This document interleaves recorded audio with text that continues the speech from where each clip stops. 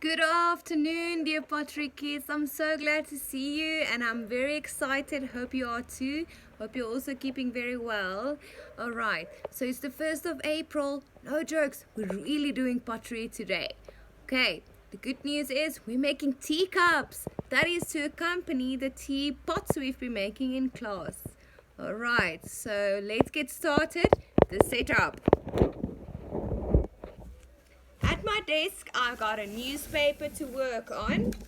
This surface you can cover it with anything, even a cardboard or maybe a towel, an old cloth or whatever you find at home. This is just to make sure the clay is not sticking to the surface, alright? Good. Now, an old toothbrush. Not going to brush your teeth, going to wet your clay, alright? I've got a sharp object, you got porcupine quills, and you can even use a toothpick that will still do the job, alright? And then I also got a kitchen knife in case I want to slice something. Oh, not something, my clay, alright? And a container to keep water in, and in case we need a sponge, probably won't, but just extra a sponge. Alright, so let's get started. We are making teacups. Here's one I've made before. Still got some tea in there. So, two techniques, pinching and coiling. So, pinching is for the cup area, which will be holding the tea, and the coil is the ear of the teacup, so you can hold it even if it's warm or too hot. Alright, there we go. So, the amount of clay you'll be needing, it's just as much as that feels comfortable in your hand. I take clay out of the bag and I close the bag. Remember to close your bag. Very important. Alert, alert. So it doesn't dry and I can use it later. Use your clay sparingly and use your clay well. Alright, so a ball of clay in my hand. I got it in my palm, and to make it round first, I need to cup my hand and smack it all around to get a fairly round ball. All around, smack it and shape it. Not too much, just as it to be in a round ball. Alright, resting in my palm. I'm not going to have my fingers closed or wonky. Nice and straight in my palm. Dunk my thumb in the water. Dip, dip, dip. Wet the edge. Alright, now my thumb is going straight down in the middle into my ball of clay. How far? Until I can feel something on my palm coming through. Then I know I've gone far enough. Alright? So straight down, and it's stuck in there. That's good. That's fine. Okay, now I'm going to pinch. Guys, remember what we do with pinching. We're going to use the soft padding of our fingertips, and like a duck is quacking, slowly and surely, we're going to pinch and turn. Right, thumb inside, there we go, and pinch and turn from the bottom all around to the top. Pinch and turn, and pinch and turn. Can you see how slowly I'm not rushing? I'm going really nice and slow with a very healthy posture, and my feet are on the ground. So I'm pinching and I'm turning. Pinching and turning. Right, all around. And now I'm going to go all the way to the middle. Right? Only to the middle. After I've pinched and turned up to the middle, instead of having my thumb on the inside, my thumb is going to go on the outside. So my fingers are inside and my thumb is on the outside, alright? The reason for this is so that we have a V shape in our teacup. Okay, can you see it's a V shape? It's not going straight up from the base. It's going V. It's opening. So while we're doing this, so when we drink the tea, it's flowing into our mouth, over the lip and into our mouth. It's not bumping against the surface of the rim. Okay, it's flowing over. That's why we're making a V shape. Alright, good. So, and also just an extra, if you've got any cracks or uneven areas on the rim of your bowl, cup, just use a little bit of water and smooth that area. Also, for the practical reason, for ceramics, if you're making functional work, we need to think not just of beauty, but also of the functionality of what we're making. So this rim area is where the cup will be touching our lips. So it needs to be fairly smooth, even very smooth if you can. Don't wait too much, alright? Okay, so now my thumb is not inside, my thumb is on the outside. And I'm opening my teacup to get a V shape. Pinch and turn. Pinch and turn. Can you see? I'm turning and I'm pinching. Pinch and turn all around. Okay. And you can start seeing this rim area is opening up. So I'm getting a V shape to my teacup. Right? Pinch and turn. And pinch and turn. Slowly, steady. And with patience. Lots of patience. That's our number one key ingredient for making pots and stuff in pottery, is to have patience. Alright, so here's the shape, and you can see it's not going straight up from the base. Here I've got extra, it's having a V shape, it's going around. Okay, so there we go for the body of my teacup. You can do a little bit of extra pinching if you have to. If you get a tear like this, bring it together and smooth it, alright? Don't worry about it. There we go.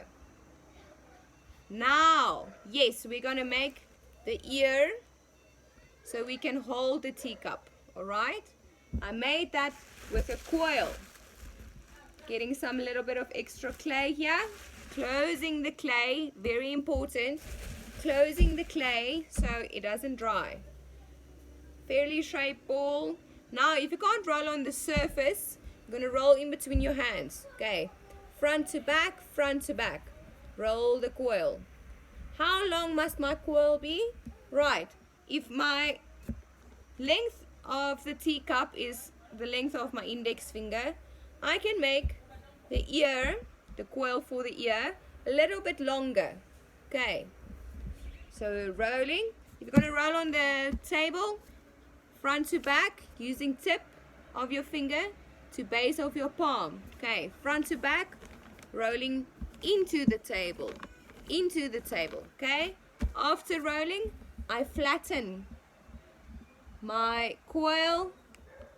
And the reason I'm doing this is because holding it is a lot more comfortable if it's a bit flatter than when it's round. Okay, also see on the edge of my coil a little bit of a fold there, so I can just cut off that area.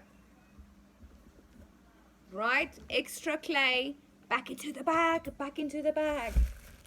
There we go. Now after, stay close. After getting your coil to be flat, you have to immediately shape your ear of your teacup. Okay, here's the teacup I pinched just now. Now I need to see, is it the right length?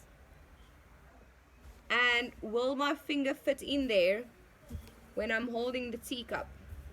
So my finger needs to be able to get in there. And the join, look at the join area there and up there. It's flat. So very important, if this is a surface I'm joining to, the join must be flat, not tip, flat. Alright? That makes sure for a very strong join. Okay, so let's see, it's a bit too long, so on its side I cut off and let it rest. Extra clay back into the bag. Now I double check my ear again. Yes, that seems more or less. Let's just open it up, and you can open up by pinching the side. If you get a tear in your bend, have a little bit of clay to strengthen that joint, or not joint, sorry, to strengthen that tear. It can also become a feature in your ear, okay? So there, it's stronger. Can you see? It was tearing. Now it's strong. Okay. Very important is to let your ear of your teacup dry to become leather hard. If I join it directly after shaping it, it will fall off or reshape itself because it's not ready. Okay, it needs to become leather hard, just like leather feels like. Alright, needs to become leather hard. So let it rest there and let your cup rest a bit.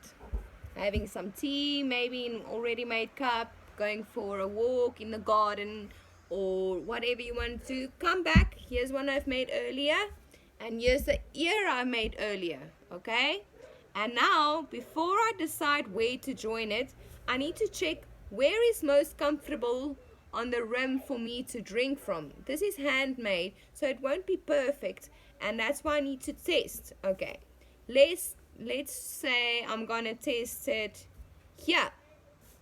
Bring it to your lip. Is it comfortable? No. Tastes like clay. Is it comfortable here?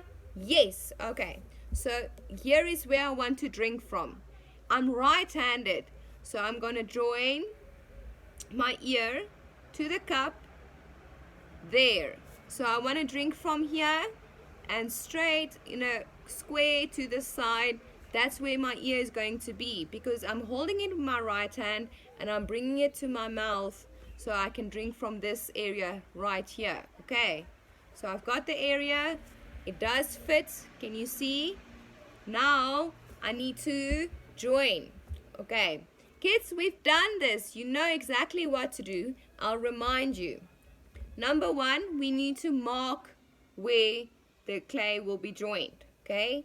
Number two, I need to score, and you can call it score, you can call it crisscross, whatever. But that's what's happening. Remember, this is the clay.